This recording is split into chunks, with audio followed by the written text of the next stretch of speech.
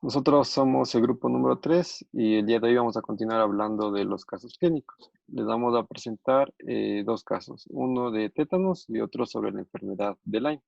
A continuación vamos a hablar del primer caso.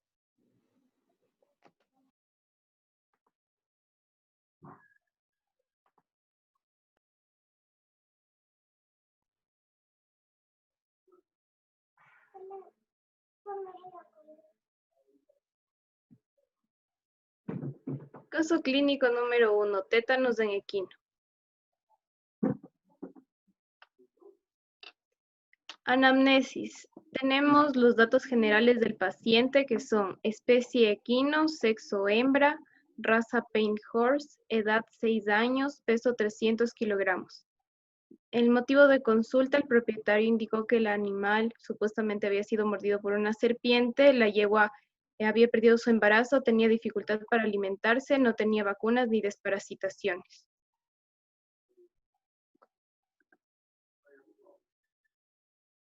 Examen objetivo general.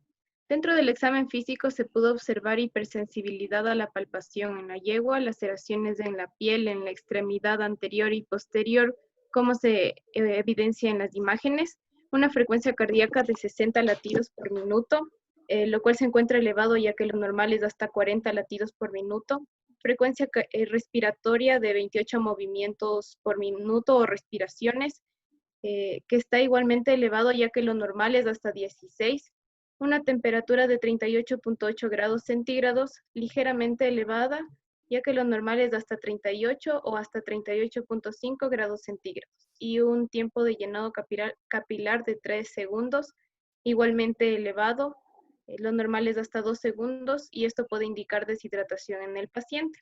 La yegua también presenta disminución de la motilidad intestinal, membranas mucosas oculares congestionadas, protrusión del tercer párpado en el ojo derecho, ligera rigidez muscular, tiene dificultad para caminar, cola en bandera, sudoración intensa y las orejas erguidas e inmóviles.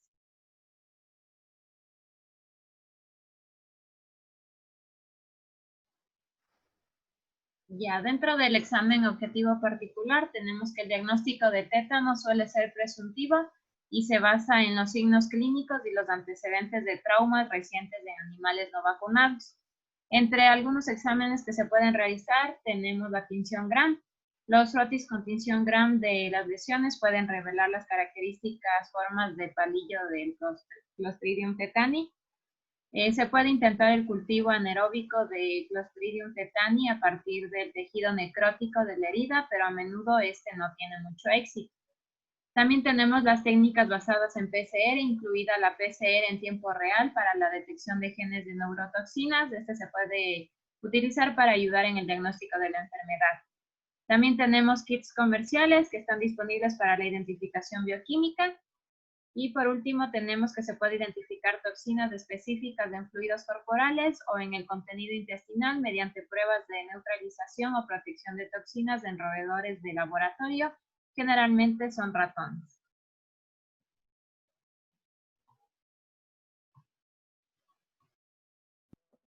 Ya, para los diagnósticos diferenciales, como primero tenemos a la rabia.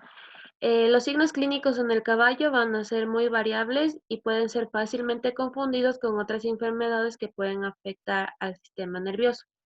Encontramos tres formas de rabia en el caballo: la furiosa o forma cerebral, la muda o forma del tallo del encéfalo y la paralítica o de la médula espinal.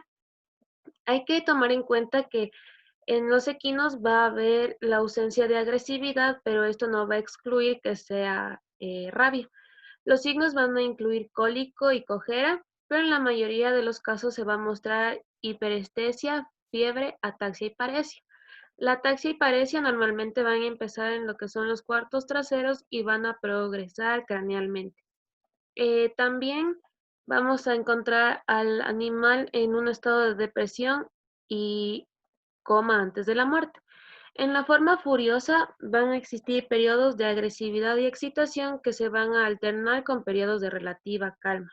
Estos caballos se van a mostrar inquietos y van a mover sus orejas y labios superiores hacia adelante. además de que van a salivar excesivamente y van a rechinar sus dientes y relinchar como una manifestación de dolor. También la rabia equina va a progresar rápidamente y a los 5 días de la aparición de los primeros signos, el animal va a morir. Otro diagnóstico es la laminitis o infosura, que es una enfermedad que se da en el interior del casco. Se va a tratar de un problema que se deriva de la interrupción del riego sanguíneo que debe llegar a las láminas que componen el casco, las cuales unen el dedo o falange distal del caballo con la pared interna del casco. La interrupción de la circulación sanguínea y la inflamación constante van a acabar debilitando lo que son las láminas y por tanto se va a reducir la unión del hueso con el casco. Esto se va a dar debido a infecciones mal curadas o toxinas que se presenten elevadas en la circulación sanguínea. Los signos más evidentes van a ser cojera, temperatura elevada, intranquilidad en el animal y posturas poco habituales. También tenemos lo que es la encefalitis equina, que se va a producir por el virus de la familia alfavirus. Tiene 3 variedades, la encefalomielitis equina del oeste y la venezolana.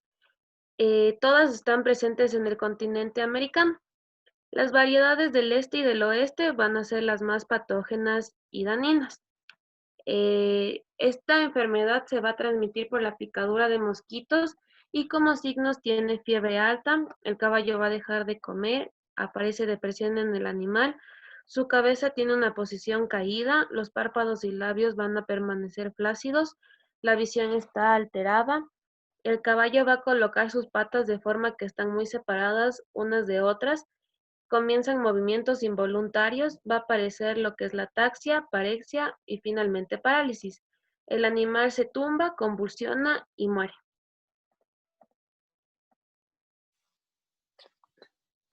Como diagnóstico definitivo nos basamos en el examen objetivo general principalmente, pero dentro de las pruebas que se realizó en el examen objetivo particular, podemos considerar la tinción Gram para complementar y tener un mejor diagnóstico. El diagnóstico que siguió fue tétanos por Clostridium tetani, el cual se determinó en base a la anamnesis por la presencia de una herida y la valoración clínica, en la cual presentó una gran cantidad de signos que estaban asociados al tétanos, pero se recalca la postura en forma de caballete y la protrusión del tercer párpado, las cuales se considerarían como patognomónicos de esta enfermedad. Para explicar un poco más lo de la protrusión, esto se da básicamente por una hipnotalmia producida por la contracción del músculo retractor del ojo. En general, todo el animal se va a encontrar rígido en esta condición. Ya para complementar, voy a dar un poco las características de las bacterias del género Clostridium.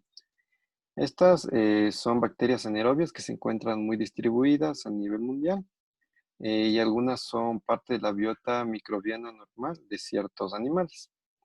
En particular, Clostridium tetani tiene ciertas características. Como portal de entrada, eh, eh, tiene preferencia a heridas superficiales, en las cuales las esporas de esta bacteria van a ingresar, van a crear un medio anaerobio y van a multiplicarse y empezar la infección. Principalmente existen dos toxinas, la tetanolicina y la tetanospasmina. Esta última es la causante de la enfermedad, ya que va a producir una hiperexcitabilidad, impidiendo la liberación de ciertos neurotransmisores y por ende va a generar una rigidez muscular, que si no llega a controlarse puede afectar a órganos vitales y producir hasta la muerte del animal. Ya, como pronóstico, este va a depender de dos factores principalmente, del estado del animal y del grado de infección, el cual en un inicio puede ser considerado reservado, pero este puede considerarse bueno si es que se considera dos características. La primera, que el diagnóstico se lo haga dentro de los primeros días y como segundo punto, que el tratamiento sea inmediato en un promedio de duración de 5 a 7 días. Además, este puede llegar a ser desfavorable si es que observamos que el animal empieza a dejar de comer, tiene dificultades para respirar, pero como dije al inicio, esto ya depende de cada caso. Para el caso en particular que estamos hablando, el pronóstico en un inicio fue reservado, pero este fue mejorando debido a que respondió de una forma gradual al tratamiento y presentó ya cierta mejoría al séptimo día.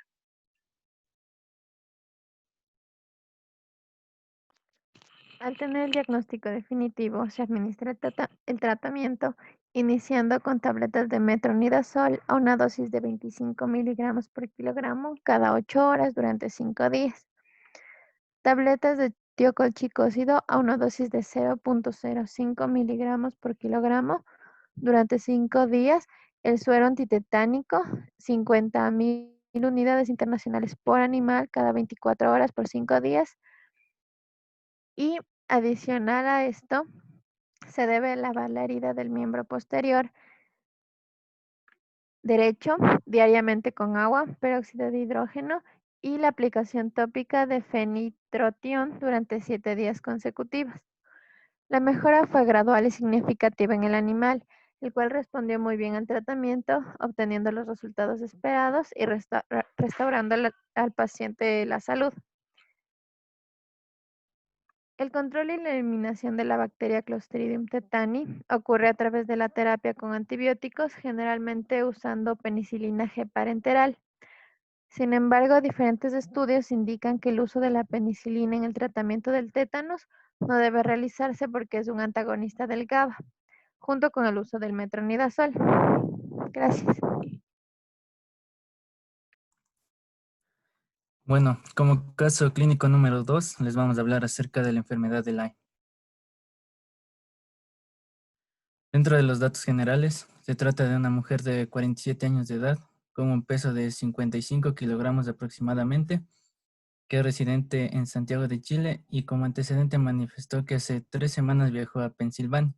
Esto se ubica al noroeste de los Estados Unidos, en el cual existe amplias extensiones de bosque, medio en el cual afirma haber realizado actividades al aire libre. Dentro de la anamnesis, a los 2 días después de su regreso a Santiago, presentó dolor mandibular, cefalea, cervicalgia intensiva, el cual fue tratado con ibuprofeno oral durante una semana y luego con ciclobenzaprin. Al 6º día presentó la primera mácula cutánea en el brazo derecho, a la que se fueron agregando otras progresivamente.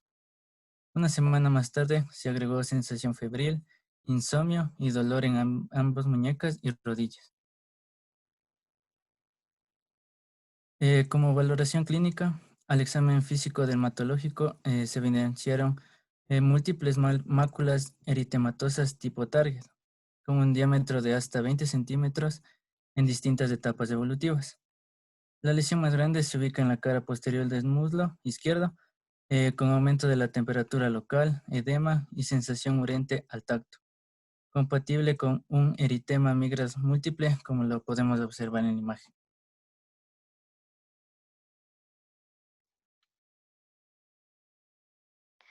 Yo, Joana, hablaré sobre los exámenes complementarios, en los cuales tenemos el método de ELISA, que detecta los anticuerpos contra la bacteria Borrelia burgdorferi. Es posible que esta prueba no sea positiva durante la etapa inicial de la enfermedad. Sin embargo, ya que a veces puede dar resultados de falso positivo, no se utiliza como único fundamento del diagnóstico. Las pruebas de ELISA se realizan mediante una muestra de sangre que detectan anticuerpos de inmunoglobulina G contra la bacteria en el suero. Y mediante tirillas de plástico se lleva a cabo la absorción pasiva con el antígeno de la bacteria. Como segunda prueba tenemos la prueba de Western blot o prueba de inmunotransferencia. Si el resultado de la prueba de ELISA es positivo, se suele realizar esta prueba para confirmar el diagnóstico. Se basa en una muestra de sangre para detectar una proteína específica que implica electroforesis en gel para separar las proteínas de la muestra. Las proteínas separadas se transfieren a una membrana que se expone a un anticuerpo específico contra la proteína de estudio. La unión del anticuerpo se detecta usando un marcador radioactivo o químico. La inmunotransferencia detecta los anticuerpos contra varias proteínas de la Borrelia burgdorferi. Como tercera prueba tenemos la detección de ADN. Esta metodología es útil para detectar la infección en muestras de líquido sinovial. Puede confirmar el diagnóstico de la artritis de Lyme. Sin embargo, no es un indicador fiable de infecciones de la articulación en pacientes cuya artritis resiste a la terapia con antibióticos. Se puede utilizar muestras de sangre, líquido cefalorraquídeo y líquido sinovial con un cebador, que es una secuencia corta de ADN de cadena simple que se utiliza en la PCR y así detectar la bacteria.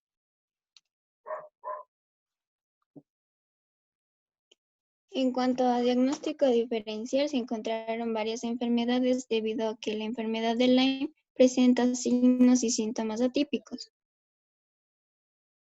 Como primera enfermedad tenemos anaplasmosis. Es producida por una rickettsia y transmitida por la garrapata L. scapularis. Se encuentra en la zona noroeste y en el norte del medio oeste de Estados Unidos. Produce leucopenia y se encuentran cuerpos de inclusión en los neutrófilos. Pero se menciona que una enfermedad tenemos babesiosis, la cual también es transmitida por la garrapata L. scapularis, se encuentra en la zona noroeste y en el norte del medio oeste de Estados Unidos, provoca fiebre, anemia hemolítica y trombocitopenia. Y los síntomas,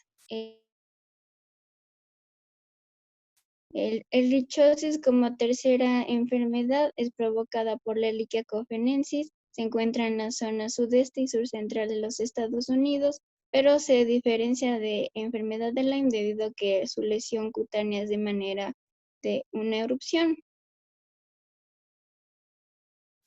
El cuarto diferencial es la enfermedad de Masters. Se encuentra en la zona centro y sudoeste de Estados Unidos y es provocada por Borrelia lonestari y transmitida por la garrapata estrella solitaria o Amblyomma americano. Va a provocar lesiones anulares con aclaramiento central muy similar a la enfermedad de Lyme, pero se la distingue debido a que las lesiones son más grandes que la que provoca dicha enfermedad. Otros diferenciales son hipersensibilidad o reacción exagerada a la picadura de un artrópodo, erisipela, morfea, granuloma anular, tiñamientos,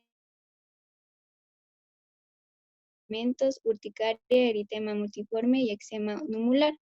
La hipersensibilidad se distingue de la enfermedad 4 o 48 horas y también se puede resolver espontáneamente.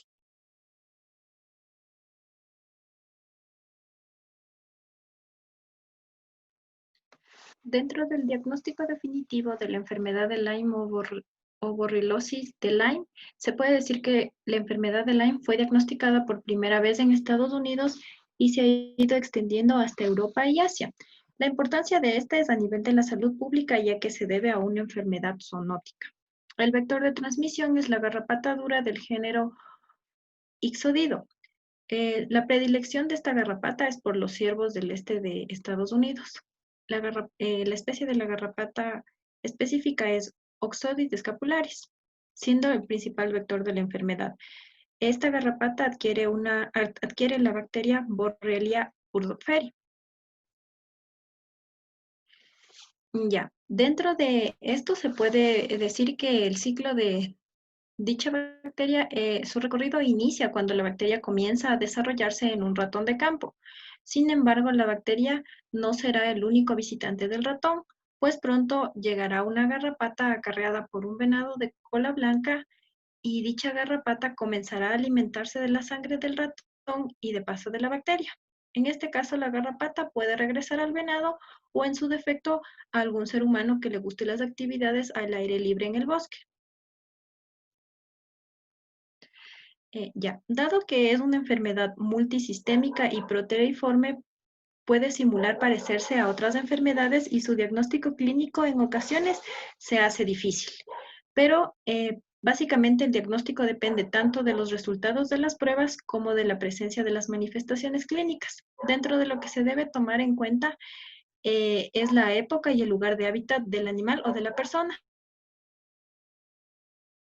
Otra cosa a tomar en cuenta es que los signos de enfermedad pueden tardar en aparecer de 2 a 5 meses. También que el tiempo necesario para la transmisión de las borrelias por la garrapata una vez que comienzan a alimentarse sobre el hospedador varía según la genoespecie, que en este caso de Borrelia burgdorferi requiere más de 48 horas. Y esto es posible dado que la saliva de la garrapata contiene numerosas sustancias entre las que se encuentran anticoagulantes y otras que modulan la respuesta inmune del hospedador y actúan como anestésico que hacen indolora la mordedura, por lo que solo un 50 y un 70% de pacientes lo recuerdan.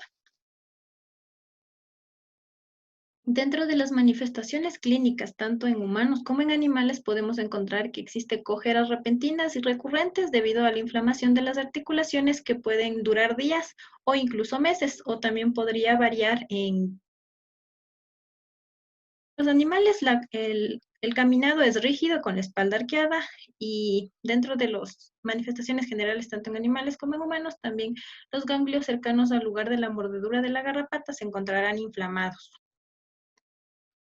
Dentro de otras manifestaciones clínicas se puede observar la fiebre, la debilidad, la depresión, la letargia, la pérdida del apetito, la pérdida de peso, vómito, diarrea, aumento de la orina, sed, acumulación de fluidos, dificultad para respirar, afecciones oculares como la uveitis y dentro del caballo la laminitis va junto con la uveitis anterior y esto le hace característico de la enfermedad de Lyme. Y en casos graves se puede incluir daños al hígado, hepatitis o lesiones neurológicas graves de encefalitis. Finalmente, para complementar este diagnóstico, se pueden utilizar las pruebas sanguíneas, dentro de las cuales, como ya se mencionó antes, está ELISA y Western blot, que se llevan a cabo para verificar si hay anticuerpos para la bacteria de la enfermedad de Lyme, pero su precisión es cuestionada, debido a que las pruebas de sangre solo indican que el animal ha sido expuesto a la bacteria y no necesariamente que exista la infección activa. Dentro de esto, Western blot es más sensible y más específico debido a que el 50% de positividad da un 50% de positividad durante la enfermedad aguda y más de un 80% de positividad durante la convalecencia. Mientras que en los animales el análisis de sangre SNAP 4DX puede verificar la existencia de Lyme, pues determina si un perro tiene anticuerpos contra Borrelia burgdorferi que se producen en respuesta a la inflamación activa y no por la vacunación.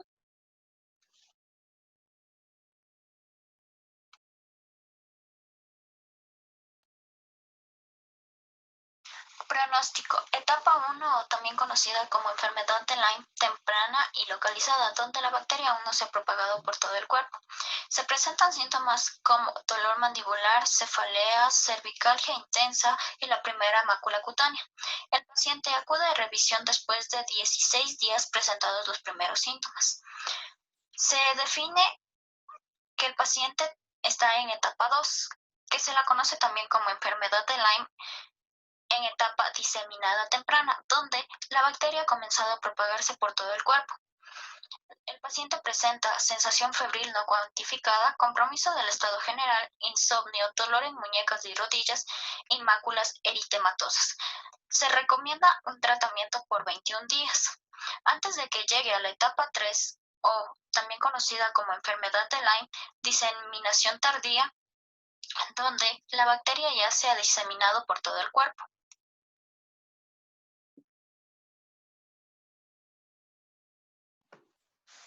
Como tratamiento, se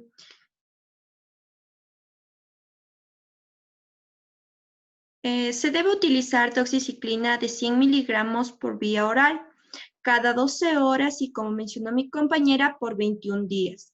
La doxiciclina pertenece a las tetraciclinas. Estas son bacteriostáticos, ya que al ser lipófilas se les facilita el paso al interior de las bacterias, así bloqueando la síntesis de proteínas e impidiendo el desarrollo bacteriano. También para controlar la inflamación antes mencionada en los signos clínicos, se debe utilizar cetiricina de 10 miligramos por vía oral, una cada 24 horas. Para tratar el eritema, Se debe utilizar hidrocortisona al 1% en loción tópica. Esta se debe aplicar 2 veces al día. Al terminar el tratamiento, se observó una mejoría en las lesiones cutáneas y mediante exámenes neurológicos y cardiológicos se descartó algún problema sistemático causado por la bacteria Borrelia burgdorferi. Gracias.